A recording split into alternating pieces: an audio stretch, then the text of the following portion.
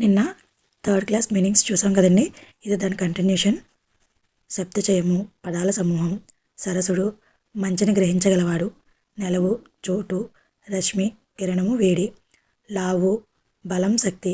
మహి భూమి, చెచ్చెలిమ మంచినీటి గుణం. లోబి పిసినారి, అంబుది సముద్రం. అబ్బు అలవాటగు. మర్మము సారం, భావం, రహస్యం. బలిమి బలం, కమలాప్తుడు. సూర్యుడు తామరులకు మిత్రుడు. గ్రావం కొండ.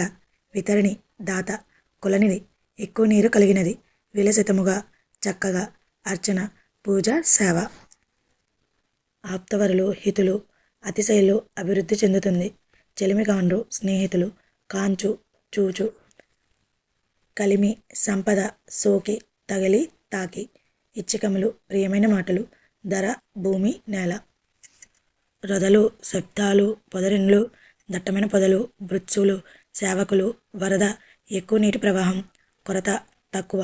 ఏరు నది. గుండ్లు గుండ్రని రాళ్ళు. హొయలుగా వయ్యారంగా. వినివీధి ఆకాశం. తిరునాళ్ళు ఊరి పండుగ వేడుక. పొంగు ప్రవాహం పెరుగు. ఉద్యానవనం పూలతోట. పారు ప్రవహించు.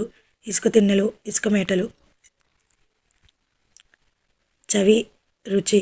కమ్మని మంచి చక్కని. గ్రామం ఊరు పల్లెటూరు. ఆది మొదలు. పంచాంగం 5 భాగాలు కలది. నైవేద్యం దేవుడికి పట్టేది, నివేదన చేసేది. షట్రుచులు 6 రుచులు. తొలి మొదటి. పర్వం పండుగ. వాలం తోక. వాలకం తీరు.